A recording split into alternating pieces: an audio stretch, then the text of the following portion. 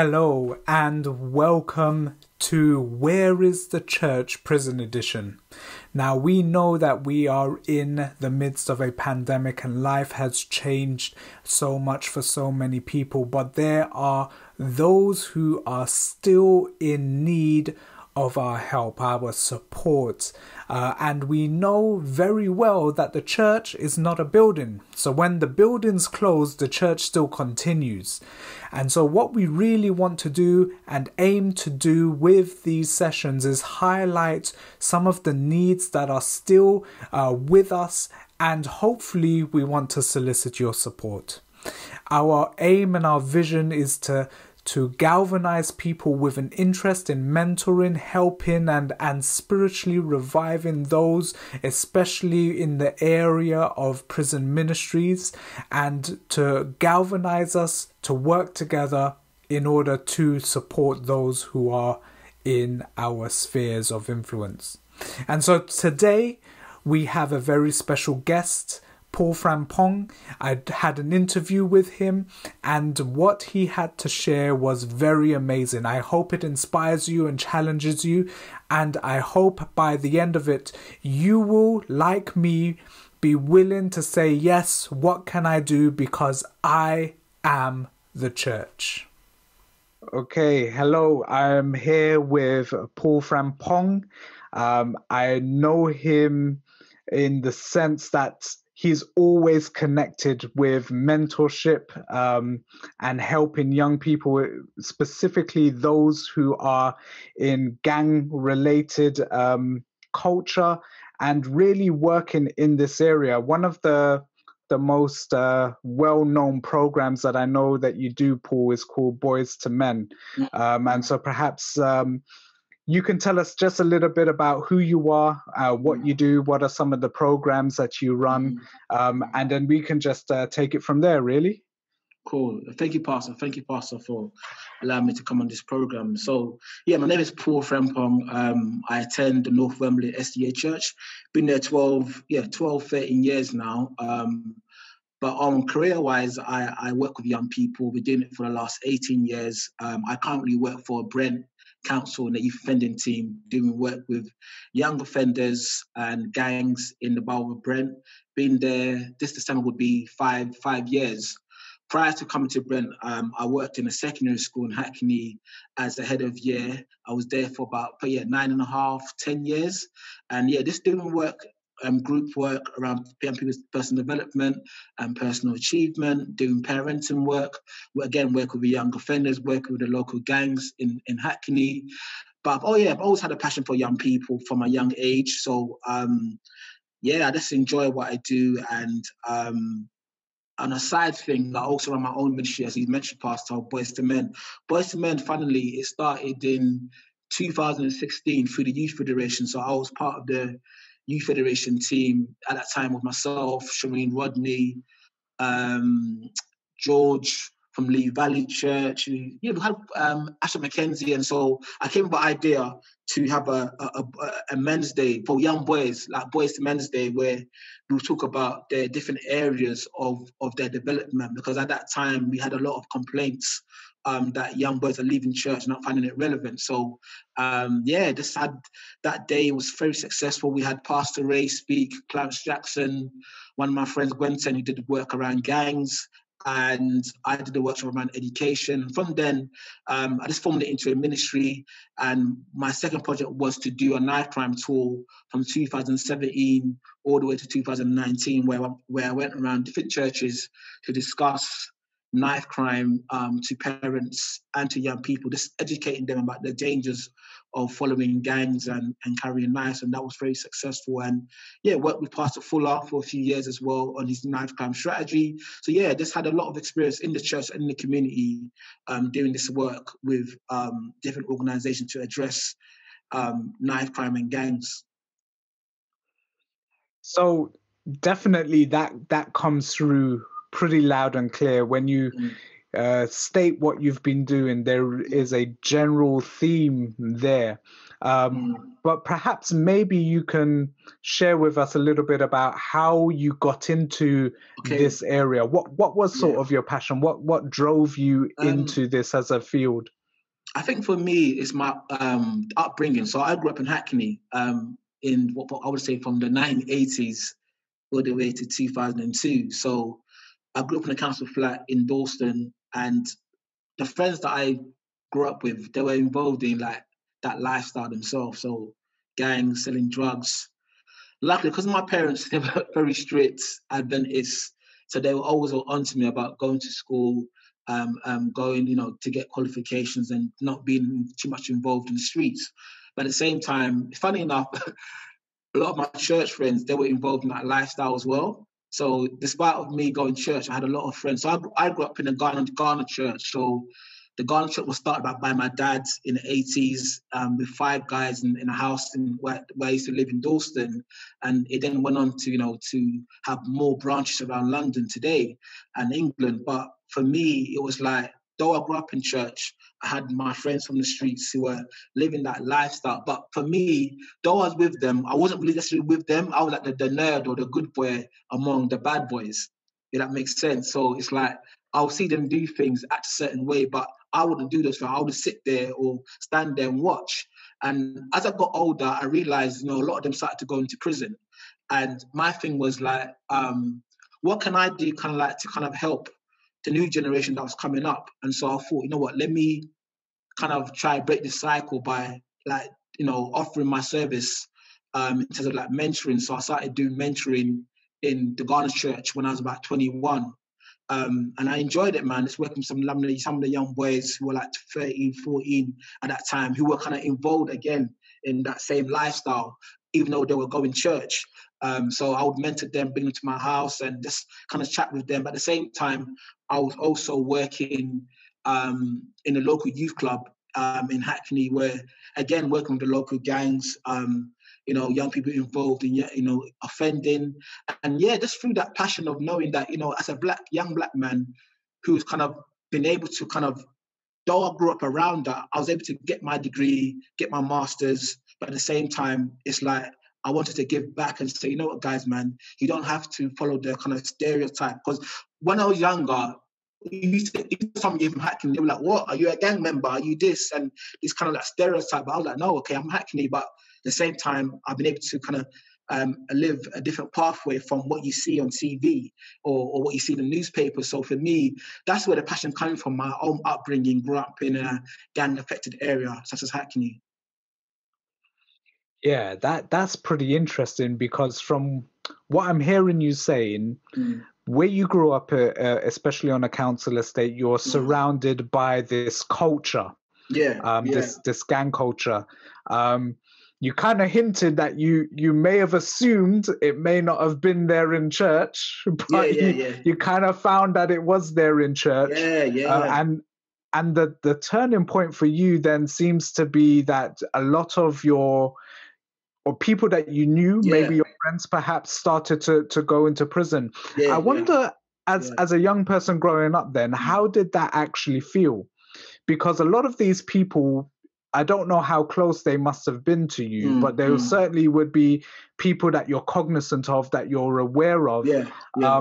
Now, you could have taken 2 choices. You could have said, well, boy, you know what, that's what you get for your bad decisions. Or you actually made a conscious effort to say, nah, this isn't the only way that life can turn out for you. Let me try and invest. What made you go down the second part after seeing people going to prison and so forth? Why did you choose that side as opposed to just saying, you know what, your choices, your mistakes, live with your consequences? Yeah, I think for me, the wake up call was probably, for me, it was more like, Paul, this is not you, man. Like, this is not for you. And in terms of like, the gangs and like the criminal activity that a lot of my friends were involved in. But at the same time, I just felt, you know what, man, like, when the Bible talks about, oh, you are the salt of the earth, like for me, it's more like, how do I then kind of like give back, because my parents were big on that. They came from Ghana. They were like one of the first generation of Ghanaians that came to England. And when they came to England, they always made sure that other Ghanaians that came after them were supported and, giving them resources, food and whatnot. So for me, it was more like, okay, though I grew up in this environment and I can be ignorant and be like, because it's their choices, I thought, you know what can I do to kind of like, break the cycle, man? Like really break the cycle and give back. Because at that time, I know, for example, working in a secondary school, at that time, there wasn't really a lot of black teachers, black males going to that field of work, So I just thought, it'd be amazing to go back.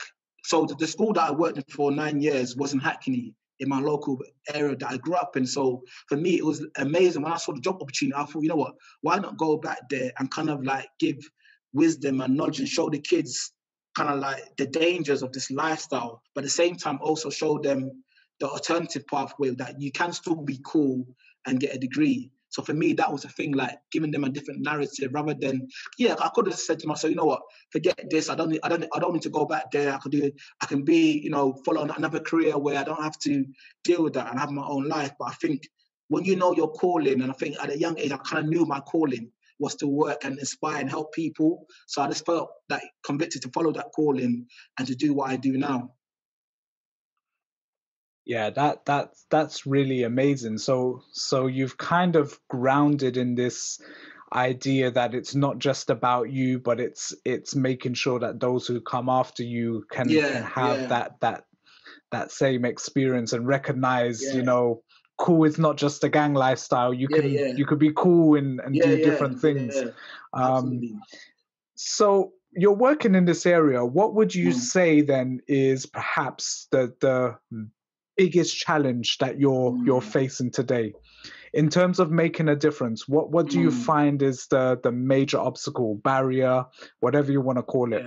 I think for me, working with a lot of the kids I work with now, a lot of the cases are very complex. So what I mean by that, and often enough we see a young person. So I work in the court system, and we have to write reports for the judge before a young person gets sentenced. So a young person will get arrested, they're given a court date, and then they come into court, the court system, and the judge will say, "Okay, Paul and your team, I want you to write a report before I sentence him." And what often happens, we would then sit down with a young person and go through his kind of like life story. In this report about his education, his family, and what you often see is that these kids, though the behavior is bad, like let's say, okay, he's carried a knife, that's why he got arrested. But when you look at the backstory, the narrative behind why they do what they do, you kind of see that this is very complex. So you've got young black boys who are from broken homes where dad is not around, dad might be in jail. They haven't grew up with a male role model. Mum is struggling, single parent. They live in a council estate where it's poverty. They live in a state where there is gang culture, which is normalized. So for us, it's like, that's wrong. Don't carry a knife. Don't follow the gang. But for him, as a child, growing up in primary school, this is normal, that people hang around this estate and they smoke weed. And so what I'm finding is that a lot of our young people that I'm working with, they come from complex issues and complex backgrounds. So, for example, with my work, I meet the young person once or twice a week to do one-to-one intervention work. But the reality is, man, that to those 2 appointments is not enough.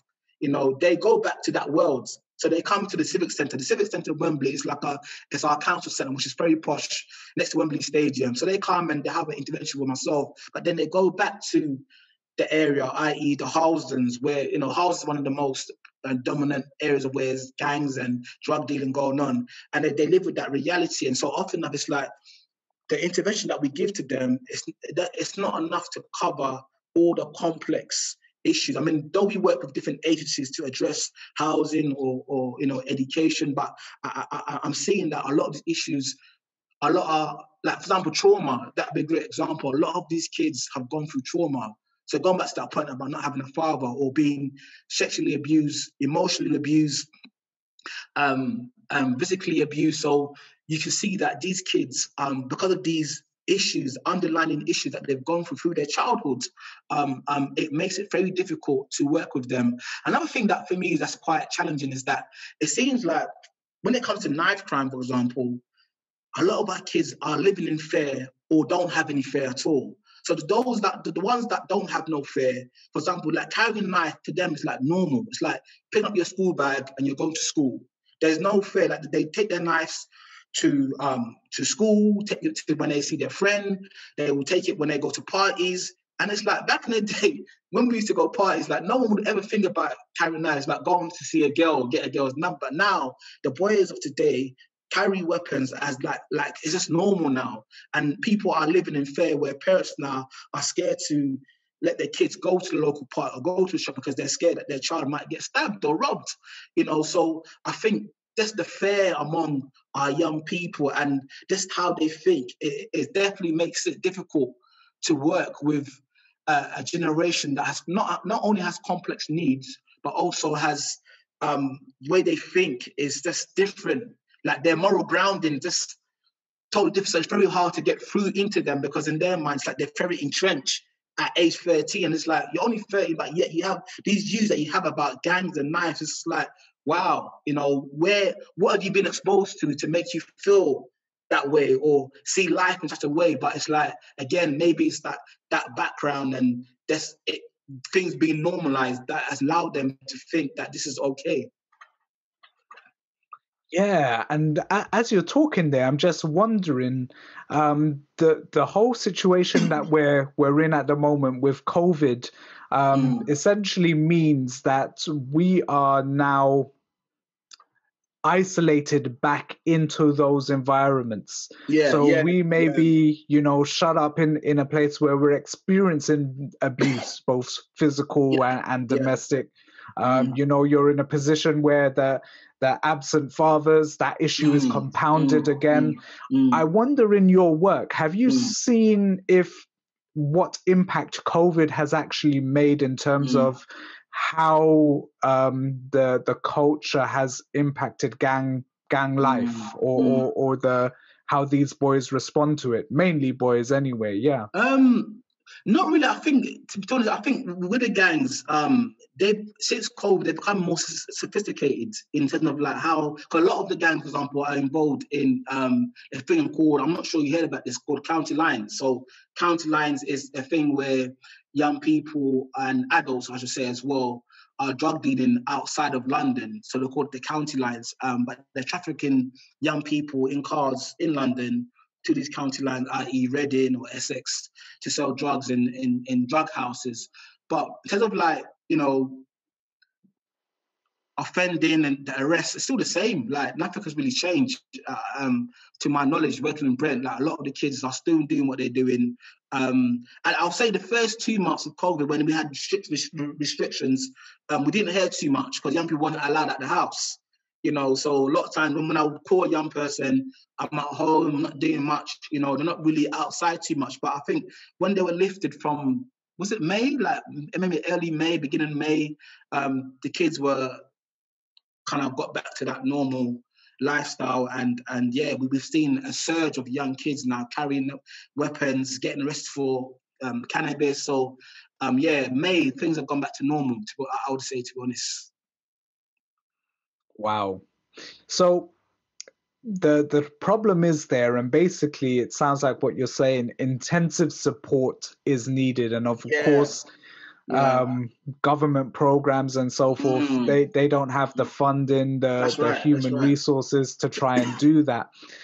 So it really requires a bit more of it takes a village to raise a child sort of mentality. Absolutely. Now, I'm guessing perhaps this is where a local church could be quite helpful. What would be your thoughts on that? I think, absolutely. I think though one of the struggles though with our churches and community issues like this is that there seems to be a bit of a detachment. I feel like to a certain degree we live in a bubble. And I think that makes it a barrier for us to really engage with these issues. So, for example, when I started the knife crime tour, one of the elders in my church was like, Paul, are you sure you should bring this to the church? And then one of the members was like, why? Like, what are you talking about? Like, our young kids are mixing with these, like, some of our young kids are involved. Why would you ask Paul that question? And it was quite telling because when I did the tour, each time I would go to a church, I would get a parent who come up to me privately to say, Paul, my son is involved in this lifestyle. What do I do? Can you imagine now? I went to a church, I'm not going to name the church, I went to a church and I had I was doing a PowerPoint on knife crime, and then I had a picture of a victim who was involved and murdered through knife crime, not knowing that boy went to that same church. So one of the members was like, the boy's mum, be careful, she's in the back of the church.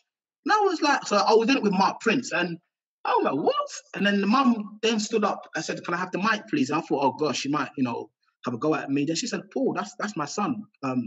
He used to come to this church, suited up, but when Sabbath was done, he would live another lifestyle, and he died. And she had tears in her eyes, and that became the theme of the tour. Parents disclosing that their kids or family members or people that they know are involved in that lifestyle. And I feel for me, there is a role for the church to play. But I think the starting point, first and foremost, we have to accept that there is an issue. I won't say it's a large problem, but there are sections of young people, pockets of young people who are involved. For example, I went to a church to do a similar tour program, and one of the pastors said to me, Paul, like, night crime in London, is that happening? I'm looking at him like, mercy, like, what, where are you living? And it's like, again, it's that issue of detachment. And I think sometimes as a church member, whether you're a Pentecostal Adventist, we come to these communities, park our cars, make these noises, then we go home. And we don't actually know what's going on in these communities. So, for example, when I started working in Brent in 2015, I made sure I knew the community.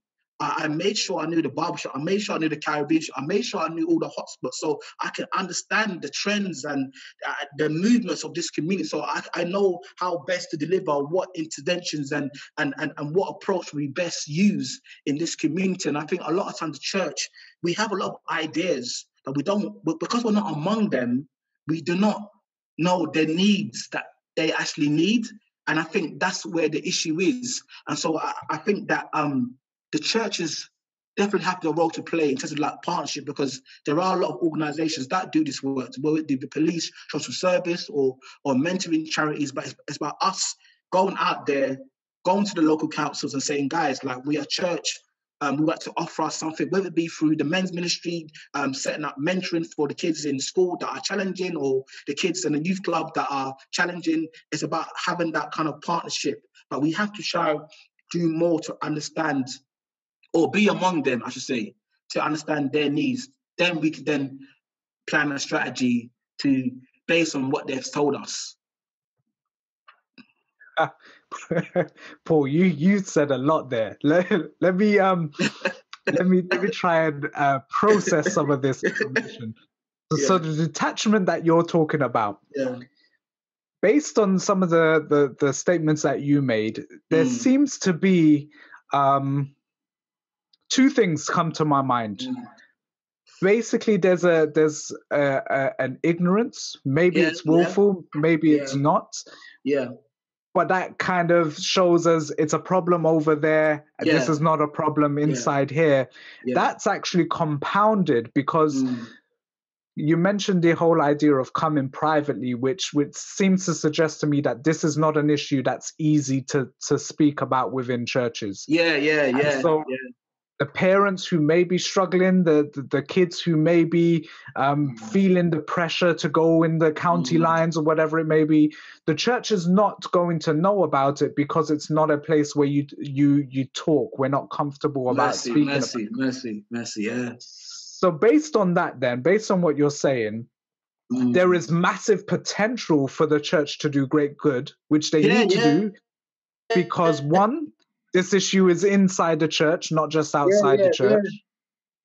But also two, because we need to create more safer spaces. Absolutely. For the community to see a different narrative and a different way of living life. Now, here is where do we begin with that? Like, how do we begin changing culture within our local churches? Well, that's a big question there. I think it starts with programs like this, that what you're doing, and just doing a lot of education. I think one of the challenges that I've found in terms of like the church taking it more seriously is maybe, like I said, like you highlighted, whether they're really interested. So, for example, when myself, Brad, we're working with Pastor Fuller, you know, we came with a great plan and strategy, and there was a lot of stuff that we did in terms of like doing training, doing programs in churches, and when it came to the training, so the training was on a Sunday, there wasn't much engagement, and it became quite frustrating because on one side we're hearing a cry, there's this issue, we have an issue in our church. What is the church or conference doing? But then when we're trying to put programs together, there's no attendance. So it's like we're putting this investment, financial investment into this, but you guys, we're getting the best speakers. I think we had Mark Prince, Nathaniel P, we had Pastor Ray, so we had a strong team. But yet we didn't get that engagement, and so it made you question like what is going on here? How do we kind of overcome this barrier? So for me, you know, but in saying that, for example, when I've done my tours, there is a great interest. Like, Paul, what can we do? Like, and you know, one of the basic ideas, I think I mentioned it, is like, why don't you, as a men's ministry, set up something for the community? You know, where you can offer your services. You know, why don't you, as a church, open your doors? You know, whether this is having your Saturday service, open your doors during the week, because we know that there's no youth centers in our community, no youth clubs. Why don't you open your doors? Why don't you offer parenting programs during the week? A lot of these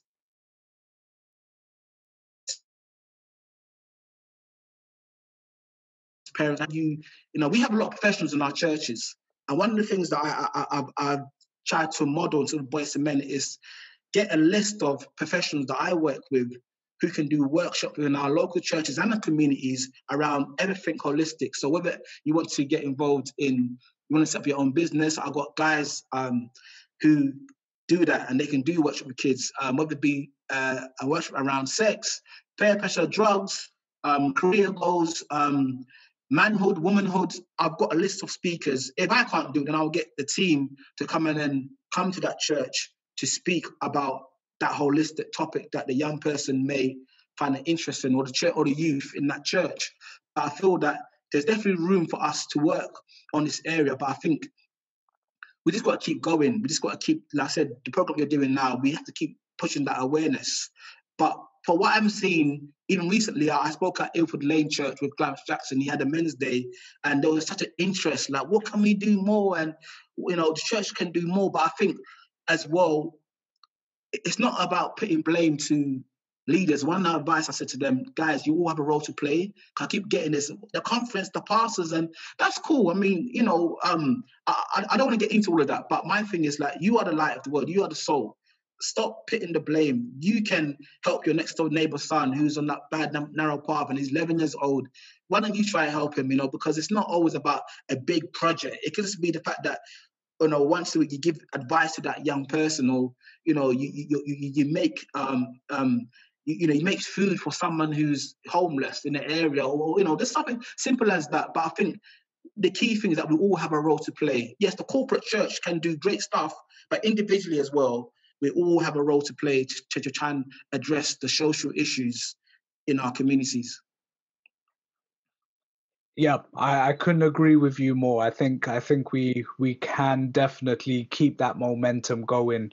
And from what it sounds like to you, the local is a lot better, because it's when it's too much from the top down, there is more of a disconnect, a sense of lacking the understanding of what does it look like to see a young teenage boy that goes to church on a Saturday, sits in the pews, behaves well, plays the good Christian part, but then is struggling with these issues, the peer pressure, the culture. What does that look like? You don't get that from high up. You only get that when you're shoulder to shoulder in the same room with them. So I totally get that, and it's been great. So here's the last thing that I want to see if you can share with us. In your work, what stories can you share that has shown the greatest success in terms of actually helping young people see that there is a better future for them? I think it goes back to that point we kind of mentioned already, mentoring. I think, like, so for example, recently I've had young people who I worked with when they were like age 11, 12, who are now in their adulthood, age 24, 23, 25, who are now set up their own businesses and doing so well. But when they were young, they were going through that pathway, gang culture, broken home, had a lot of behavioral issues. But because I mentored them from year 7, even to now, like this mentoring, because mentoring for me is about you investing your time into a young person's life, being there for them, having compassion, giving them direction, giving them support, giving them correction as well, telling them like, yo, like you're doing this wrong. You need to really fix up, or this could happen to you. So it's about having that discipline, but just having that air, when they know that when they come to you, you're going to listen, not going to judge them, but listen to them and nurture them. And I believe that mentoring over the years, I've seen the great success stories where, I've seen my own clients that I worked with in their childhood, now that they're adults, being in the national paper. A young girl, she works with us now as a chief chef for one of the biggest restaurants. And she was in the newspaper. I'm like, what? Like, this is the client that I used to work with. And I text her, and she was like, yeah, Paul, this is what I'm doing now. I had another young girl, she was on the BBC, one for doing this thing where she climbed the highest mountain in England. And it was like, wow, this same girl, when she was year 11, she was a mess, but again, due to my support, when people were telling me, Paul, she's the worst girl in your year group, I had to give her that support and motivate her and guide her. And so we were saying this again at Ilford Lane Church, because I know Clarence is another one that's really big on mentoring, that mentoring is life-changing. Mentoring gives young people consistency. It takes a lot of time and sacrifice and commitment, but when you are committed to making a change, it will take time out of you. It is a sacrifice, but at the same time, the rewards are so big. And to see young people who now connects me, can say, sir, like they still call me sir, even though I don't work in this school and they've moved on, and I just said, sir, man, I'll never forget in 10 years ago what you told me. It's helped me, it's shaped me to be who I am today. And it's like you get emotional. You're like, wow, like you don't realize that you are planting seeds in these kids, knowing that these seeds now have grown into these beautiful flowers, and they've now know who they are and they're fulfilling their purpose. Because I believe all these young kids, whether they're from gangs or not gangs, they all have a calling, they all have a talent. But it's us as adults, it's about us kind of like trying to push that out of them through the right support, So I do believe, when you mentor young people and give that commitment, I've seen many young people's lives being changed and transformed, and it's just a blessing. And one of the things that I definitely want to do, that when I start doing these tours again in the new year, I want to bring these young people along with me so they can share their story of where they came from and where they are today, to give the church hope that this thing can actually works, and Paul's ministry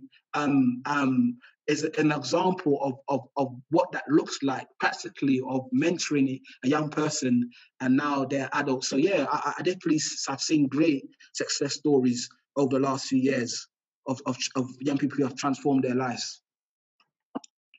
Oh man, Paul, what you've shared with us is fantastic. It's thoroughly inspiring. I just want to thank you for the time that you've taken to be with us and just share with us. Thank you very much. No worries, sir.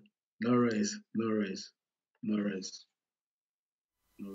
We hope that you've enjoyed this interview with Paul Frempong and you've been inspired. And if you have, there are a couple of things that I want you to do. First, find us on Facebook or Instagram, like and follow and share with your friends. But most importantly, we want to contact you to tell you some of the opportunities that you could get involved in your areas. If you would like us to contact you on that basis, please click on the link where you're seeing this and sign up and give us your email address, and we will contact you as soon as we can. Thank you very much.